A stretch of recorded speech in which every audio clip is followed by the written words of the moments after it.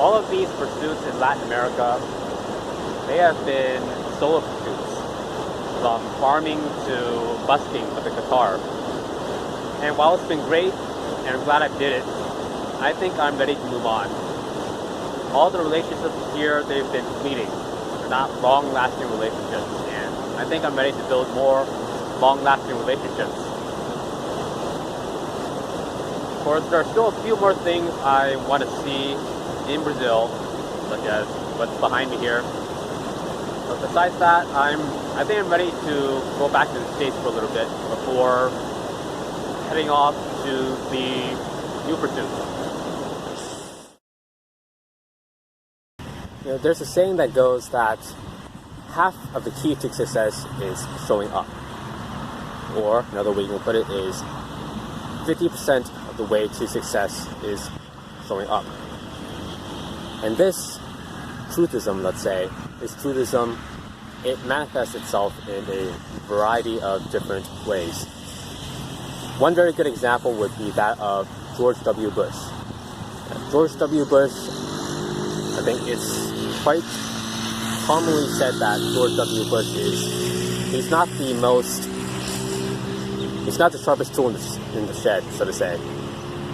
He wasn't the brightest person. I believe he was a C student through most of school.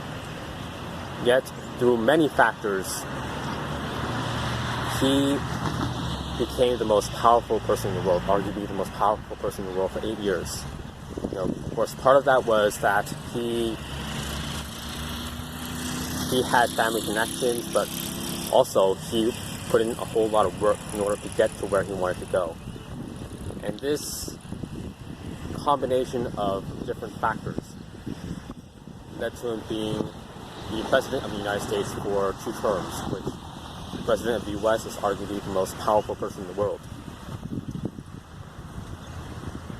And on the other side of the spectrum, you know, besides George W. Bush was his C grades leading him to being president. I think many of us have encountered individuals before where when you talk to these people, they seem like they're very gifted individuals. They are people of very high intelligence. Yet when you learn more about their background, you begin wondering, even though they have such high intelligence, they seem so gifted, why are they working in such a menial job, say as a cashier somewhere? Why are they working on this job when they have the potential of being so much more than this? Which it brings to the saying that talent is cheaper than table salt. But there are so many skill sets, especially in our ever-increasingly complex world, where we value so many different skills. There's going to be many of us are going to have skills that are valued by other people. Valued by them, and someone's going to seek our skills, and each one of us likely we're going to have a skill that other people value. So, with so many different skills, we're bound to be good at something, which leads to saying that this talent, this being good at something, is cheap, it's abundant. We're all going to have a leg ahead of everyone else on some sort of skill. So it doesn't really matter then. It's as cheap as salt. We're going to have something that is valuable to others. The key is, what are we going to do with it? So you take a couple of examples, their household names now, such as Bill Gates and Michael Jordan. Bill Gates with his work in computers, and Michael Jordan, his skill in playing basketball. These two individuals, they are in very separate professions, yet they are very similar in that they became very good at what they're doing. They started out very good in their childhood. Gates had an interest in computers, coding with them, and Jordan playing basketball. Yet they didn't rest on that.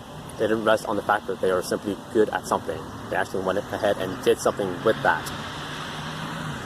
So Gates, I believe the story was that in school, when he was in grade school, he had access to all these computers at a time where I believe it was the 1970s, around there.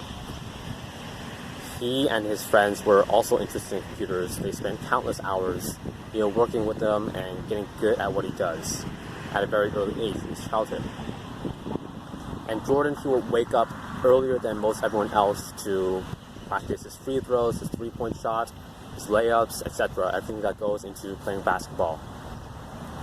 They did this from an early age so that they became very good at what they're doing, and that's what gave them their advantage. That's what separated them from everyone else. So they had an initial advantage, initial talent, and they took that talent and capitalized on it and actually made something worthwhile out of it. So you can say that talent by itself, it's merely potential. Potential in the fact that there's a chance that you can do something good, something meaningful with it. There's no guarantee. That talent, it's a seed that you can plant in the ground, and it could grow into something great.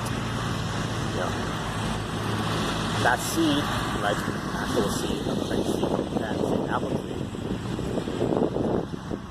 it needs to be watered, and these talents get watered by blood, sweat, and tears, by our time and effort. That's what makes that seed grow into a big tree.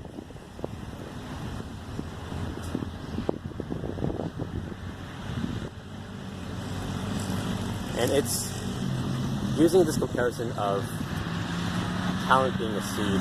It's nice to have a stronger seed, let's say. It means you're a couple steps ahead of everyone else. But what makes a small seed into a big plant is by watering it, is the time and effort. So you may start out with something not as strong, but the person that puts in more time and effort, they end up getting ahead of everyone else.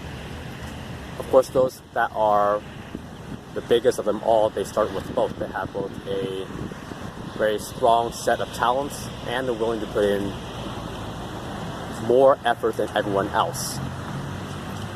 But the vast majority of getting that very big plant, something that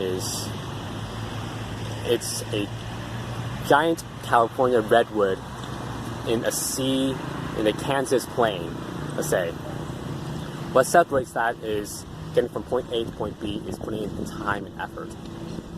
None of those few initial steps ahead of everyone else, none of that matters unless you're actually willing to put in the work. So another way you can say that, it's one thing to know what you're worth, but it's entirely separate to go out and get what you're worth. Going out and getting what you're worth, that's the time and effort, that's the watering with the blood, sweat, and tears. That makes all the difference. It's the difference between the Michael Jordans of the world and everyone else. It's akin to comparing the height of mountains with that lack of height of valleys.